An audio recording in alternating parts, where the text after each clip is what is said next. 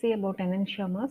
In 1848, Louis Pasteur he made an interesting observation that optically inactive sodium ammonium tartrate it existed as a mixture of two different kinds of crystals which were mirror images of each other. With the help of an hand lens and just a pair of tweezers, he was able to carefully and laboriously separate them into right and left handed crystals.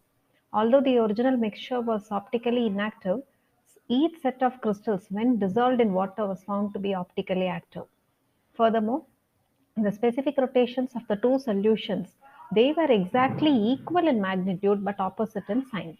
The two set of crystals they are indeed enantiomers.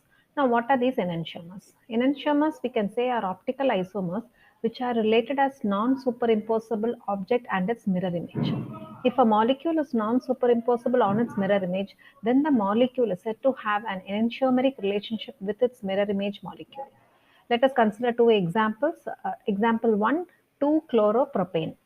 If you see the structure of 2-chloropropane, the molecule is superimposable with its mirror image. So they are identical molecules. But if you take 2-chlorobutane, the molecules are not superimposable with its mirror image and the two molecules are said to be enantiomers. Thus, enantiomers we can say are stereoisomers that differ only in the relative arrangement of different groups in space but not in bond connectivity. Enantiomers are identical in all physical properties except optical rotation and chemical properties, and the reactivity is compared to an achiral agent in reactivity. For example, D and L erythrosis. D and L erythrosis, they are mirror image. So they are called as enantiomers. Similarly, D and L triosis, they are mirror images. So they are called as enantiomers. Now let us see what diastereoisomers are. If two molecules are not mirror images, but still they are stereoisomers, they are said to be diastereomers. For example, we said that um, D and L erythrosis are mirror images, but D erythros and D trios they are not mirror images. So they are said to be diastereomers. Same way D erythros and L erythros. L erythros and D trios. L erythros and L trios. They are diastereomeric pairs. So, what are diastereoisomers? Diastereoisomers, they are different geometrical entities, but enantiomers, they are identical geometrical entities. For the diastereoisomeric relationship, chirality is not essential property. For example, if you take cis and trans isomers, they are diastereoisomers. And a single asymmetric center cannot show diastereoisomerism. Epimers are also called as diastereoisomers. So in short, we can say that stereoisomerism other than enantiomerism is called as diastereomerism. Diastereomers are otherwise called as diastereomers are stereoisomers which are not related as mirror images. So they are characterized by differences in physical properties, but by some differences in chemical behavior towards achiral as well as chiral reagents. In short, we can say that a diastereomeric pair has got different sign of optical rotation. They are separable in TLC.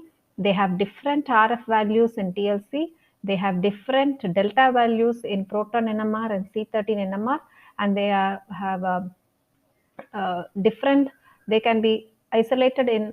There is a difference in LCMS, HPLC, GCMS, and they have different melting point, boiling point, solubility, refractive index.